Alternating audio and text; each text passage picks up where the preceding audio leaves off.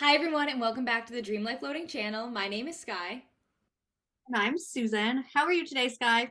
I'm so good. I know we did have an episode up last week, but we were off. We did pre-record that one because my family was in town. So I am feeling so refreshed. I'm feeling so great back in my routine, and it was so great to see my family and spend some time with them. So feeling really, really good. How are you, Susan?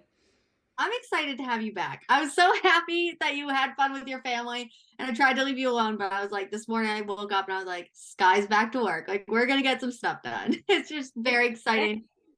We're back on our voice messages. It's a good day.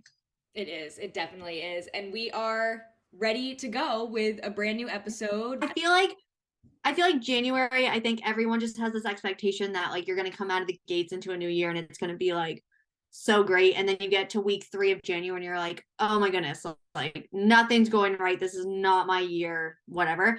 February is always so exciting because it's like it's chapter 2. Like nothing good ever happens in chapter 1 of a book. We're on chapter 2, like we have our bearings straight and now we can actually focus on what we want to. And I just love February. I'm so excited. I love that. I think that's such a good analogy to talk about it as a chapter because you're right. There's so much that you have to figure out in the first chapter, and now like we're settled into it, and now we're really ready to like kickstart the year and like get into the book. Yes. If that makes sense. Yes. So I guess why don't we just talk about the theme of chapter 2, as we're gonna put it, which is self-love. It could not be more fitting for the month, of course, with Valentine's Day and with our brand of being confident and supporting yourself, supporting others. Kindness was our thing all of January, and we are just taking kindness and bringing it right into February with being kind to yourself and loving yourself. And I think it's going to be perfect for this month. Yeah, honestly, I couldn't agree more. Okay, so why don't we just start in what does self-love mean to you? And I think I wrote down caring for your own happiness. And I think like putting your own happiness first has to be a part of self love. And this doesn't mean that you don't care for other people and you don't care for their happiness. It just means that you know that yours has to come first for you.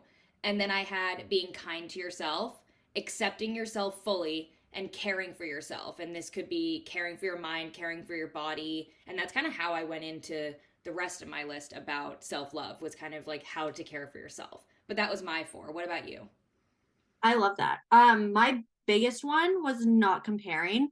I remember like being in middle school and scrolling on Pinterest and just seeing like what I thought I was supposed to look like. And I was like, there's not that there was something wrong with me, but I just didn't love who I was because I was looking at this picture of someone else who did not look like me.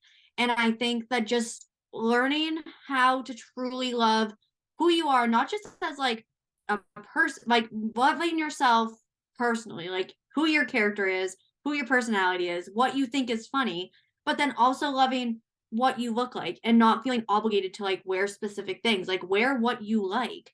And I think a lot of times, we try on different clothes to try on different personalities and that sort of thing to find out who you are. But then once you figure out like who you are, like just love yourself for who you are, like at the base. And I think that's really, it can be really hard. And even like today, you still have to learn how to love yourself. But just not comparing was the first thing I wrote down.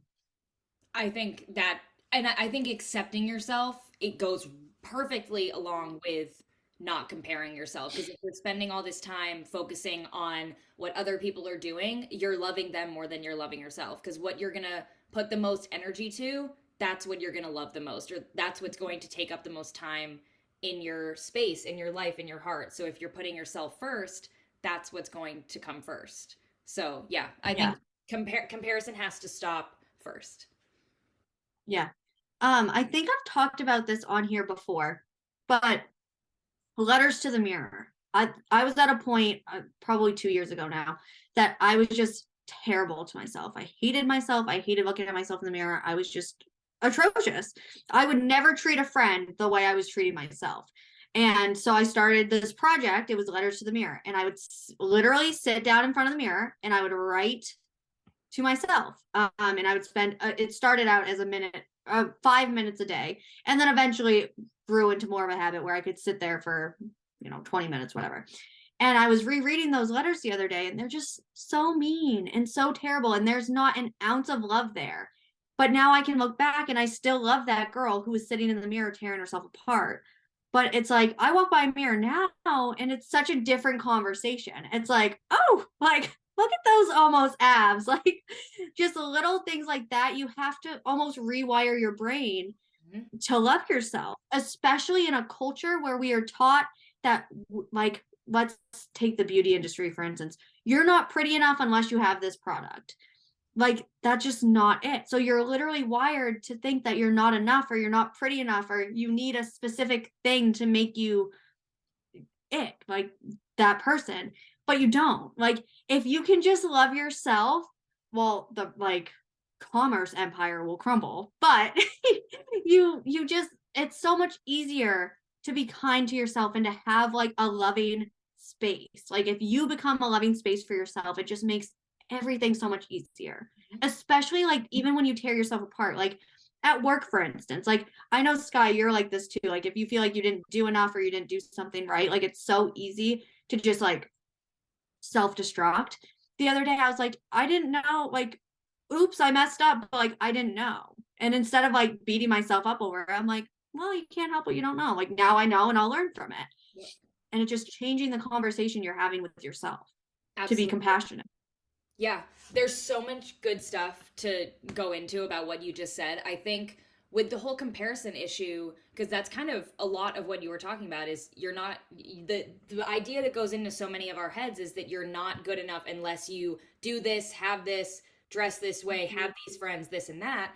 And I think we all get into that mindset. Like it happens with, like, you might surround yourself with people that you feel like you have to be like because, well, I like this about them, so I have to do this about me. And the second you stop looking for gratification, satisfaction, whatever, love, whatever it is from other people, and look from it within, everything gets so much easier. Like, if you like your outfit, stop there. You do not need someone else to tell you that your outfit looks good. You do not need someone to comment on your Instagram post. You do not need these things from other people because you can find it from yourself. If you are looking for other people to love you have to stop. You have to love yourself first because you can't expect other people to love you if you don't even love yourself.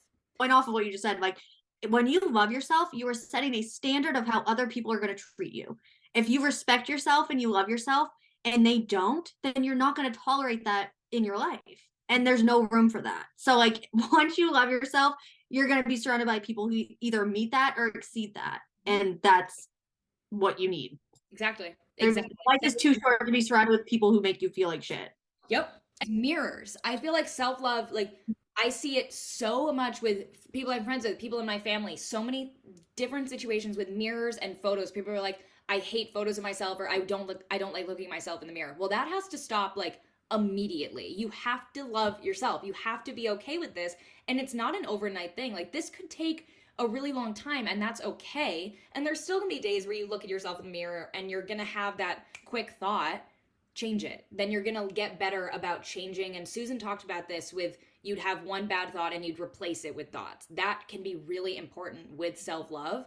I used to do with a mirror is on a sticky note, write either a reminder if you're having issues with comparison, like write out why you're not going to compare yourself to other people anymore. Put it on a sticky note on your mirror, or put like, I am beautiful, put positive affirmations, whatever you need to be reminded of, put it on your mirror, because we see our mirrors in the morning when we wake up or when we check our outfits before work, whatever it is, we are around mirrors so much. Put those positive sticky Mhm. notes or put those reminders on your mirror, because then you're going to kind of train yourself that when you look in the mirror, you're seeing that positive reminder or that positive affirmation. And that's kind of a nice way to retrain your brain that it is a nice thing to look in the mirror. I think the other thing is comparison. Like if you think about it, it's a habit. So if you are in the habit of comparing, change out one of the factors. Like you're going to compare yourself to something. Let it be you from yesterday. Don't have it be someone else. Don't have it be a celebrity who has time and resources. Like if you're going to compare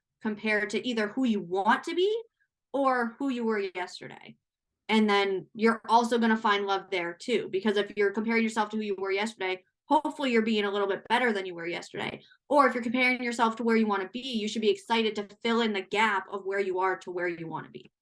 I love that. I think this was actually on my list too, is exercising is a great way to love yourself and promote like your what did I say earlier? Like caring for yourself. So you're caring for your body by exercising, but you can compare yesterday's workout to today's workout, and that's something you're only comparing your yesterday self to today's self, but you can be really proud of yourself. And I did this today. I lifted a heavier weight than I did the day before, and it was like, look at what I did. Do I care what the person next to me was lifting? Not at all. I'm literally just comparing yesterday's Skylar to today's Skylar, and I have the pride in what I'm focusing on, not worrying about what's literally 3 feet next to me. And that's an easy way to compare only to yourself and not to others. And you're loving your body by exercising. Yeah. And I think a big thing, like a lot of people ask me, well, why do you get up at 4 a.m.? Because like it is aggressive. And I get up because moving my body makes me feel so good. Like I don't like, and I have had a pretty like, no, I don't want to use the word tremendous. I've had a weight loss journey in the last year and a half, but that's not the only reason I'm getting up. I'm not getting up just because of the way I look. I'm getting up because of the way I feel. Because I get up and I do my workout and I'm grateful and I'm energized and I'm so much more productive. Like it's your why, it's your motivator. And I think, can I just give you my like what do we call it? It's been like a week. My favorite, Yeah. my spiritual favorite. Thank you. Can I give you that right now? Yes. Okay. I have to do, this is our new routine, I guess, is me jumping the gun on this.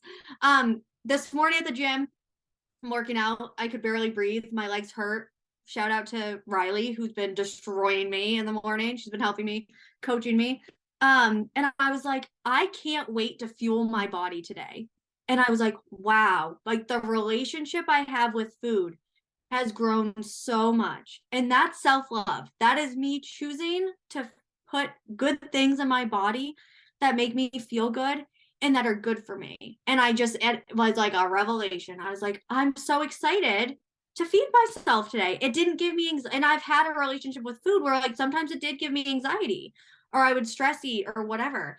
And it's just that growth alone that this morning I was excited to eat and fuel my body was just like beautiful. And that was like the ultimate self-love. Like that was kind of the last relationship or like kind of dimension in my life that I felt I was lacking in. And I've really like worked on it. Like my friends at the gym, my father-in-law, like we've all been working on our relationship with food and just having that community and support. And it's like, wow, I don't know. That was just I love that. No, I love that. That makes me so happy to hear and to hear the way you talk about it. And it's another form of comparison. And I think food, and honestly, we could do a whole other topic on most of the things we've been talking about today, but food is something that we often compare ourselves to other people. Well, if this person eats this much or eats these foods and they look that way, then I do that, I should do that, and this is going to happen to me. And that's not true. So it's false. Like it's literally not true. And again, society makes us believe that these things are true for different marketing reasons and whatever. But the fact that you're able to say you're done with that and you're only comparing Susan to Susan and you want to do this for you and you figured out what works for you and now you're just so happy to fuel your body because you know what works for you. You're not worried about what anyone else is eating or how they're doing their meal plans or whatever. It's so refreshing. I had on my list just be weird. Like just be yourself. I'm very weird and my sense of humor is odd, but I have so much more fun when I'm me and I don't worry about like, oh, did I say the wrong thing? Like if I'm just being me, I'm like, if they don't like it, we don't ever have to hang out again. Like I'm not going to, why should I make myself small for someone who either maybe I don't even know them, but like you can either take it or leave it. But I'm just gonna be me because I'm happiest when I'm me. Have you read that part in the Happiness Project yet? No. Okay. I'm still on chapter 2. Okay. Things got busy. That is one of her commandments, does she call it? Is just be Gretchen. Yeah. Just be Gretchen. And it's for that exact reason. So the fact that you just said that is pretty spectacular. Because yeah, be yourself. I think it's perfect. And that's one way to love yourself because if you're being yourself every day, you're not changing for other people, which is promoting to yourself and to others that you love who you are and you're not trying to change that for anyone or anything. I was so quiet, honestly, until I met Chris, and it might have been Chris's family that dragged it out of me, but I was just so reserved and quiet because I was so scared of saying the wrong thing. And then I started just speaking up, and now I have so much fun. Like I just wish I hadn't spent so long being quiet, and I think I would have gotten so much more out of the experiences that I had had leading up to now if I had just been myself, if I wasn't so worried about what people thought, or if I wasn't so nervous and scared to speak. Because then once you start talking, it's so easy. Like it's harder to be quiet now for me than it is to just say whatever's on my mind. Yeah. I was talking about this with my family actually. That we were talking about something that I used to do and then stopped doing in high school, and I said I was like, if I had the confidence I have now, I probably would have never stopped doing that. And it was like it's not like I was bullied, but it was that I was worried that other people were going to say something about what I was doing, and then it made me want to stop, and then I stopped, and I could have kept going. And yeah, it your head can really get in the way because it at the end of the day it really doesn't matter what other people say or think about you. It's what you say and think about yourself, which is self Yeah. love to a T. So the fact that you can say that about yourself, that's incredible because 2 years ago, 5 years ago, 10 years ago, that would not have been the case. So it's just No. amazing. 10 years ago, a year ago, we wouldn't even be having this conversation on YouTube Oh, because no. I know I was afraid of what people might say if I started a YouTube. Yep. And Same. here we are. So the other thing I had was this one I think I learned the most from, and it's unapologetically try new things and ruthlessly get rid of the ones you dislike. You're not flaky. You are not whatever name you want to call yourself if you try a bunch of things. Like I tried to have a photography business for a while. Obviously, I write books. I've done a lot of different things, but that doesn't make me a quitter. I just found what I really, really liked and I honed in on it, and now we're making a living off of it. And that's just, I don't know, just Ruth, like just try everything. And eventually, because a lot of people are like, well, I don't know what I like, or I don't know what I want to do. Start trying new things. The easiest way to figure out what you like to do is figure out what you really don't like to do. Like I really did not want to be a teacher, and that made it a lot, paved the way for me to find ultimately this, which I do love to do because I'm still teaching in a way. I just didn't want to teach in the capacity that I was. That actually makes me think of something. I didn't even write it down, but by trying all these new things and putting yourself out there, you're putting yourself in uncomfortable situations, which I think is an incredible way to build confidence. And I think I've been really in this whole like uncomfortable mind, not mindset's not the right word, but putting myself in these uncomfortable situations. Environment. Right. Yes, environment and the confidence it gives you because you don't have any other choice. Like you can't just Mm-hmm. sit and wait for something to happen because it's not going to happen. And being in this country where I don't understand the language and all these things, like you have to be comfortable with being uncomfortable. And that's the confidence. That's the self-love of knowing like I'm going to mess up, I'm going to pronounce words wrong, I'm going to do things against the culture simply because I don't know any better. And it's okay because I'm learning and I never would have had the confidence to make those mistakes if it weren't Yeah. for this whole journey that we've been going on with self-love. I have one thing left on my list. What do you have on yours? I have one thing left as well. We're too good. Okay, so I guess I'll finish.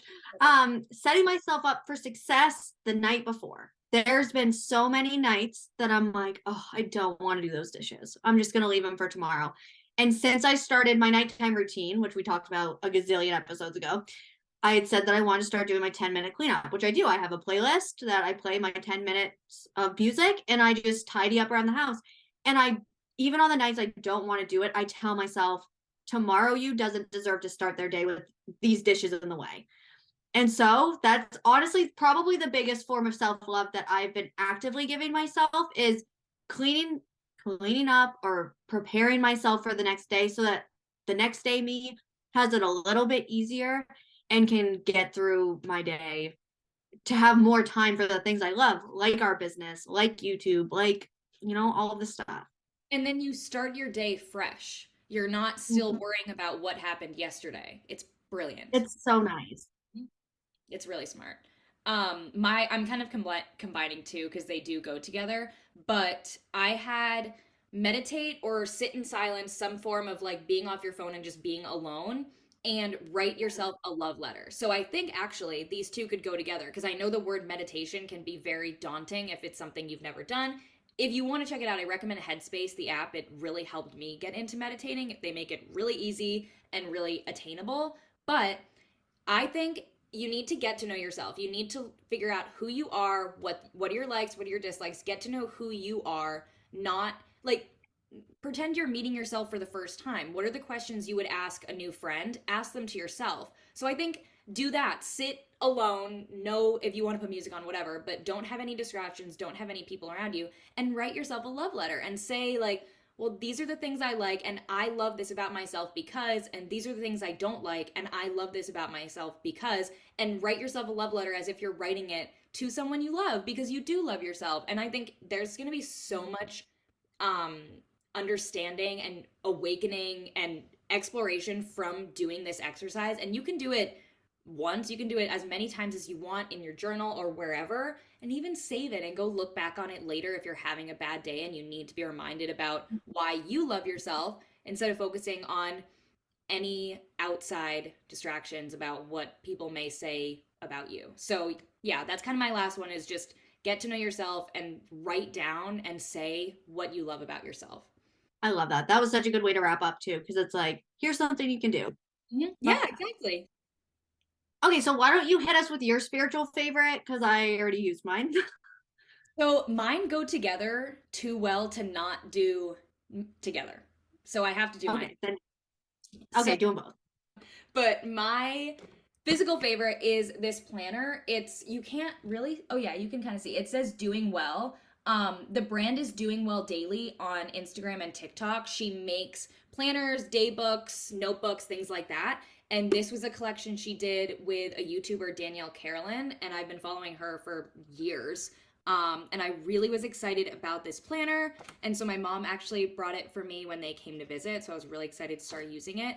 The nice thing is that it's 90 days, but it's undated. So I was able to start today, and it wasn't like I had missed the first month of the year. So basically, it's one whole sheet for every day. And this page is like more of like your creative side. So it says affirmations, goals, personal growth, wellness, water, nourishment. So you can kind of do what you want with that. The other cool thing is that they have an example page that they put together, like what they would use the book for. So for me, it was like, this is so helpful because what does nourishment mean? Well, for them, it was meal plan. So that's what I did. But I thought that was kind of a cool little twist. And then the other side is like your hourly schedule, jot it down. So I did podcast prep on that day, and then giant to-do list. So I really liked the dual side, and it was easy for me to have like the fun side in the morning and then switch for like the work side. So yeah, that's my physical favorite. I'm really excited to use this more. Consider me influenced. Right? I think you need one. I know. And then, so my spiritual favorite goes along with it. And my spiritual favorite is you are what you do every day. And this goes along because every single day the book has a quote. And it looks terrible because I'm just still learning, but it's you trace it. So this is the quote for the next day. And you take like a felt tip pen and you're supposed to trace it because the woman who creates these books has the best handwriting. Like I aspire to be able to write like that. So doing the little tracing with her beautiful script, such a nice way to start the day, but it's a different quote every day. And today's was you are what you do every day. And that's exactly what we've been talking about with our routine episodes and our habit episodes and everything is you become what you do and you become what you say you're going to do. So it's like this is such a full circle moment. So it was such a sign that this is the right planner for me to be using. So I loved it. Love That's mine. that. Okay, my physical favorite is this ring that so Chris and I are not very I think his love language is gift giving. my love language is definitely words of affirmation. But it was just very sweet, like an out of the blue thing. And amethyst is my birthstone, so it's something I would have never bought for myself, but I absolutely love it. A stranger pulled me aside, not like pulled me aside, but was like, "Can we talk about that ring, please?" And I was like, "Oh my gosh, like my husband got me that," and it was just very sweet. So it brings me joy daily, and it's just my favorite. I love that. I love it. It's such a nice little thing. I mean, you have your engagement ring and you have your wedding ring, of course, but that's a whole separate piece of jewelry that you get to wear every Yeah. day and be reminded. So I love it. I think it's a really sweet, and it was so unexpected. And like you said, everyone has Yeah. different love languages, and you don't have to give gifts to show love, but that is the way Chris shows love. And I think it's perfect. I think it's such a sweet thing. All right, guys. So like and subscribe. You know the drill. And we'll be back next Wednesday. Thank you for watching. Bye.